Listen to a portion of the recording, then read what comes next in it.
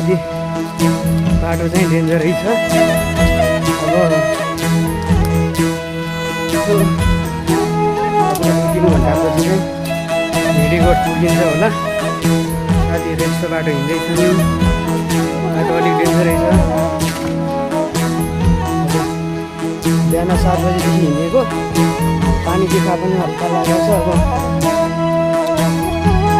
पानी खोलातिरै आयौँ हामी चाहिँ।